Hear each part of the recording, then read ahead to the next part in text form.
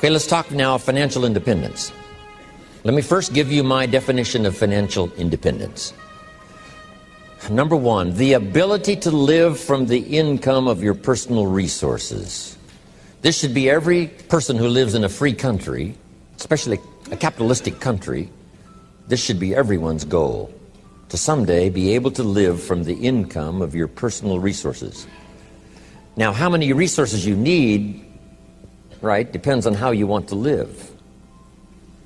But if you wish to live modestly, it doesn't take all that many resources over a fairly brief period of time to have enough resources to live modestly. If you wish to live more lavishly, of course, you need to accumulate more resources. But that's my view of financial independence, so that you can live from the income of your resources. Now, here's what else that does. Now you can choose the work you do. Now you can choose to work or not work. Now you can work not because you have to, but because you want to. When we talk to kids about financial independence, we say, do what you have to as quick as you can so you can do what you want to as long as you can. Next key phrase. Economics is major. Everybody should major in economics because it's such a vital part of your life.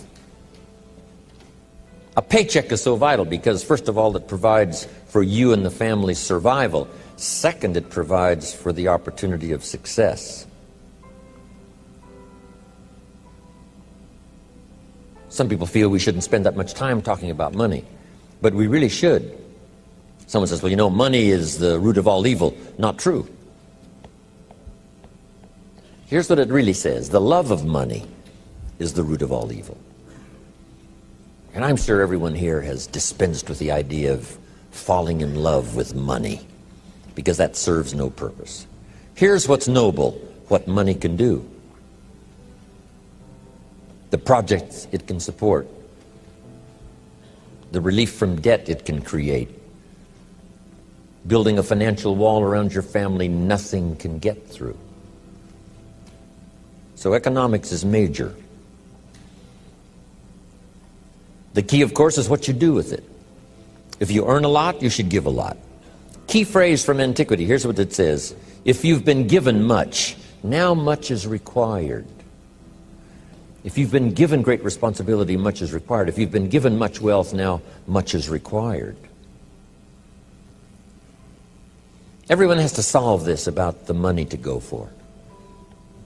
Should you go for the money? Should you go for success? You should earn as much as you possibly can in the reasonable time devoted to economics, job, business. Reasonable time devoted to economics, job, business, future, enterprise. With that enterprise and with that job, the key is to earn as much as you possibly can as you balance your life with everything else. Not at the sacrifice of your friendships, not at the sacrifice of values, not at the sacrifice of integrity, not at the sacrifice of wiping out other values in your life, but within balance of everything. Go as far as you can, earn as much as you can, share as much as you can. Jot this question down. Is it possible in America to multiply your income by 10? Kids would be fascinated with this question. Is it possible to multiply your income by 10? And the answer is, of course, yes. Could you repeat that after me? Yes, of course. That helps to emphasize it. That's called exclamation point. And kids with wide eyes will say, is that right? Can you start at the bottom and someday multiply your income by 10? The answer is, of course, of course, of course. Now, if you multiplied it by 10, can you think of anybody that makes $500 an hour? I'm telling you, the Beverly Hills lawyers where I live make at least $500 an hour. Now we've multiplied income by 10 again. Would it be possible to multiply your income by 10 and then multiply it by 10 again? Now, see, that's a little weak. I'm trying to make you believers. To those that believe, here's what Scripture says. All things are possible. There isn't anything that's impossible. The most incredible things are possible to believers. Not hopers. Not hopers. Believers. Wow. $500 an hour. Would it be possible to multiply your income by 10 again? Of course. $5,000 an hour? What do you suppose I get paid? I'm telling you, it's possible to multiply your income by 10, and then by 10, and then by 10. I lecture with Norman Schwarzkopf, the old general. Guess what he gets paid for his speech? $65,000 for 1 hour. 65,000, not 5,000, right? 65,000. I had lunch with Colin Powell, and I was on that speaking panel for one of those multi-speaker seminars. And I think he got paid like $70,000. It's a fun lunch with somebody that gets paid $75,000 for an hour. Unbelievable. Now, the person that's on up here, right, like Bill Gates and, who knows who else here, that makes $68 million in 1 year. We say, well, is that legitimate to pay someone $68 million in 1 year? And the answer is, of course. If they helped the company make $1 billion last year, would the company pay them $68 million? And the answer is yes, it's chicken feed. It ain't that much. Key phrase to jot down, everything is relative. Everything is relative. What might seem like a lot now, I'm telling you, some time from now for you won't seem that much. You say, wow, I was a small thinker back then, thinking, $4,000 a month was a lot of money. $8,000 a month was really something. I remember those days when $8,000 a month was unbelievable. And then $15,000 a month. Wow, I couldn't believe it. How about $20,000 a month? Incomprehensible. And I flew on by that. How about $30,000 a month? I flew on by that. Unbelievable. How about 50? How about 80,000 a month? I remember when I went right on by. It was incredible.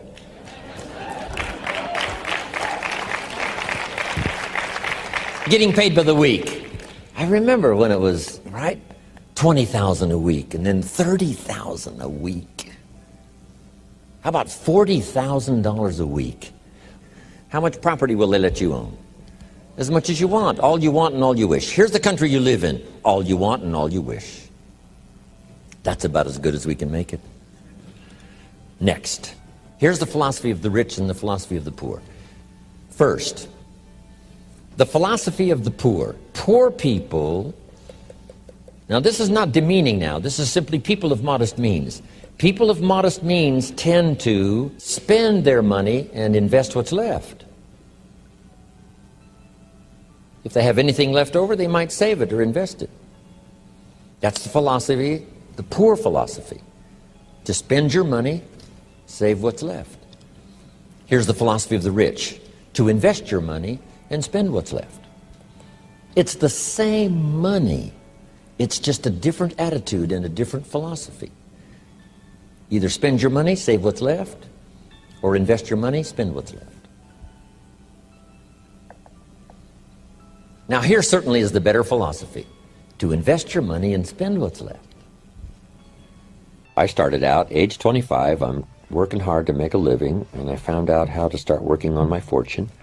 That might not be for everyone, but you can turn part of your present income, if you think I've got to stick with a job for 30 years and retire, if that's your mindset and you want to do that, fine. But now you must wisely use the resources from that income to make a profit, even if you let other people use the money and pay you interest and dividends. If at least you do that, whether you buy and sell or not. But who couldn't? If you worked on a job for 40 years, why couldn't you buy a piece of property and sell it for more than you paid for it? Why couldn't you buy a home, sell it for more than you paid for it? Why couldn't you buy a piece of property that needs repair, find somebody to repair it and sell it for more than you paid for it? Why couldn't you do that over the next 40 years, as well as work on the job and punch the clock and do your duty and retire as a faithful employee? Why not work both on your fortune and your living? Why not? If the least you did was to take part of what you've earned as a living and let someone else use it and pay you for the use, if you did that over 40 years, you would easily be financially independent. Not from your job, but from your investments. Then if you can find other ways, because it's stimulating. Who was it said? Was it Eisenhower? Someone said, find a piece of property and leave it better than you found it. Just something. Claude Olney, who put together a program called Where There's a Will, There's an A, became highly successful as an infomercial. He came to my seminars years and years ago before he put that program together, and he said, I've got an idea. What do you think? I said, it's a winner. Sure enough, made him millions. He made money on every car he bought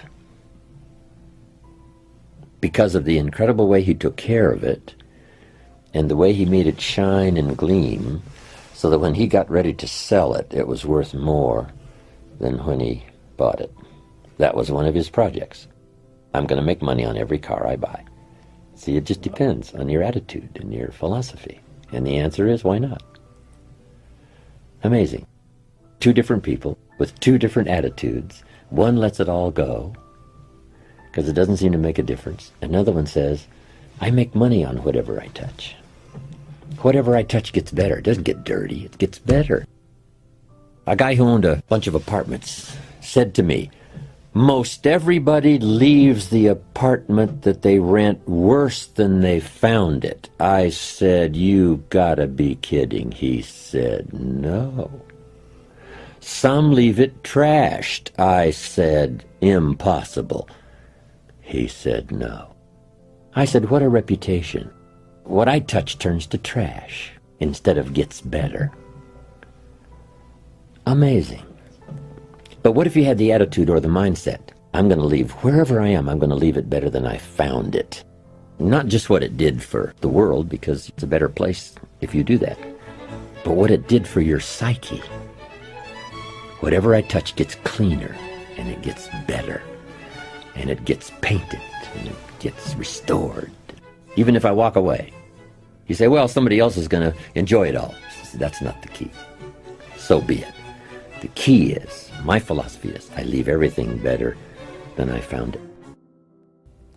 If one of your goals is to become a millionaire, as it was my goal for many years before I achieved it, you have to learn how to think the way a millionaire thinks if you want to get the results, especially the financial results that a millionaire gets. Now, the most important attitude for financial success is called long-term thinking. Successful people think a long way into the future, and they adjust their daily behaviors to assure that they achieve their long-term goals. In a longitudinal study covering about 50 years done at Harvard universities in the 50s and 60s, they studied the reasons for upward socioeconomic mobility. They were looking for factors that would predict whether or not an individual or family was going to move upward and be wealthier in the future than in the present. They studied factors like education, intelligence, being born into the right family, or having the right connections. In every case, they found individuals who had been born with every blessing in life who did poorly. They also found individuals who had been born or come to this country with no advantages at all who had been extremely successful. What was the distinguishing factor? They finally determined that there was only one key attitude that mattered, and they called it time perspective. This, by the way, was one of the greatest breakthrough discoveries of my life, and I've never really quite recovered from it because it was so important. Time perspective refers to the amount of time that you take into consideration when planning your day-to-day activities and when making important decisions in your life. People with long time perspective invariably move up economically in the course of their lifetimes.